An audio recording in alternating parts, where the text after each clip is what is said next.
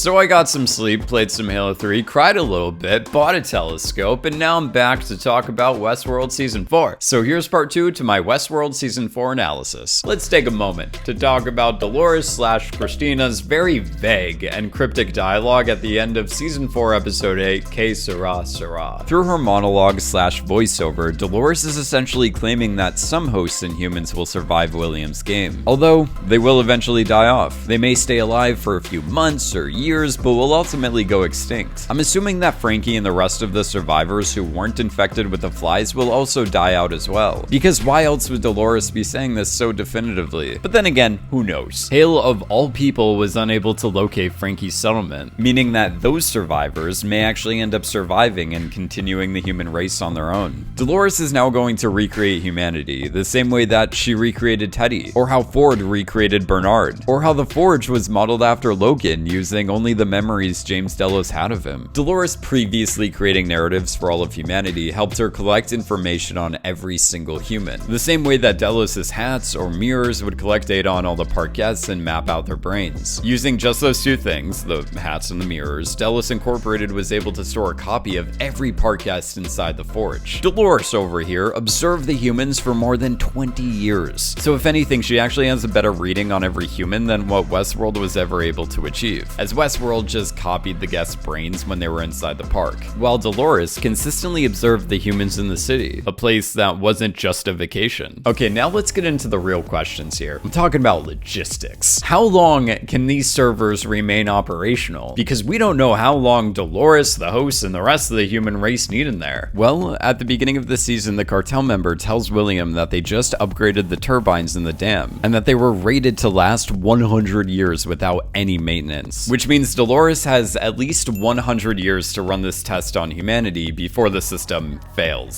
Sorry, I keep forgetting, she actually has more time because time moves a lot faster in the Sublime, so she has like something 100 years. So when the cartel member was like, "If you invest yours with us, it will be written in stone, forever.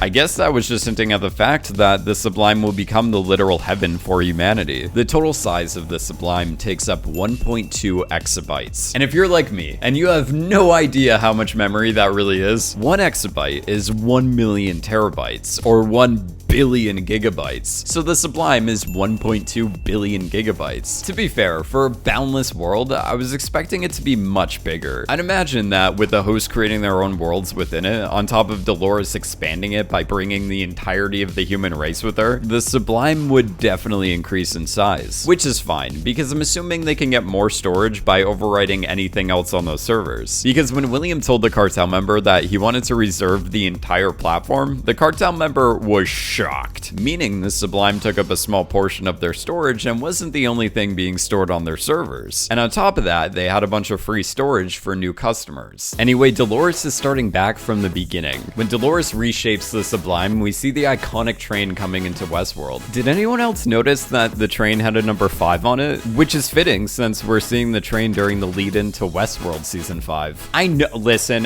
that the train had a number 5 on it back in Season 1, but according to the actor Ed Harris, who plays William, he went on to say in an interview that he had with The Hollywood Reporter that he has no idea what they're planning. They have one more season, which will start filming next April and May, and that he has no idea where it's going to end up. So IDK how long Lisa Joy and Jonathan Nolan have been thinking about doing 5 seasons. But Season 5 being the season that we return to Westworld, and then seeing the train have the number 5 on it is either a very toasty detail or a really cool coincidence. Okay, so when it comes to Bernard and Maeve, are they going to be able to pull a Hale and be brought back to life? I think that the only person who would be able to bring them back to life is Frankie. Otherwise, there's no one left alive who would be able to bring them back. Correction, there's actually no one left alive besides Frankie who would want to bring them back. Definitely don't count on those who transcended. I have no idea what the they're up to. But it doesn't really matter if Bernard or Maeve come back in the real world. In fact, it doesn't even matter if these survivors stay alive in the real world, as Bernard over here was making copies of everyone inside the park, including Frankie, so that he could then place everyone in the Sublime. So is Dolores' plan of getting the humans and hosts to change within the Sublime gonna work? Why am I involving the hosts in that question? Well, because Hope over here is a prime example of the hosts caving into these violent delights that their human predecessors had, as as Hope went on this murder spree just 2 years after being brought into the world and just a week before her transcendence procedure. While the humans struggled to get into their host bodies, the hosts struggled to leave their human-like bodies, as the hosts were tethered to their human nature. They even repeat the creation of Westworld by turning our world into the world that we made for them, even creating systems to keep everyone in check, like locating and dealing with outliers, just like Serah's Rehoboam. By the way, when I first started watching season 3, something I thought was kind of weird was how Rehoboam, this ultra smart AI that controls the human world, is completely exposed in the Insight building located in the downtown area. It's not in some warehouse or a secret desert location, it's in a public space that they bring school field trips to. But then I realized that Rehoboam is inspired by the book Stand on Zanzibar, a story that features a supercomputer named Shalmaneser that is housed in something that, as Jonathan Nolan would put it, the equivalent to something like a Rockefeller Center. Rehoboam was only able to create this supposed utopia because Insight basically took over the world and was the only tech company left standing. So everyone's information was always being channeled through it, allowing Rehoboam to easily spot the outliers and anyone who would eventually plan on destroying it. This further explains why Rehoboam didn't have too much need for an incredible amount of security, which definitely emphasizes how much control that machine had over their world. Anyway, I'm just glad it clarifies something that you never asked about. The host's human nature is why Hale and all the other hosts seem to stay in the cities longer than they would have thought. So not being able to change is both a host and human problem. Back in season 2, Not Logan made it seem like the hosts were way more complex than the humans. In the Forge, Not Logan was tasked with creating the perfect copies of the guests. When Not Logan showed Dolores and Bernard around the Forge, he claimed that when trying to find fidelity, he looked further into the reasons as to why humans do the things they do. But then he ends up discovering that they're not in control. They don't make their own decisions. After creating a million different pathways for James Delos, James always ended up coming back to that same exact encounter with him and his son. Like every other human, James was unable to stray away from his primary drive. Every human could be simplified into a 10,247 line algorithm. So the conclusion that Not Logan made was that the best humans can do is live according to their code. However, the one thing that gave hosts the ability of being all sentient and having free will and stuff was by questioning the nature of their reality. In season 4, all 38 dead hosts were triggered by contact with the outliers, as the outliers made the hosts question the nature of their reality. This would also apply to the humans. When they questioned their reality, they were able to break away from their narratives. So to answer my own question,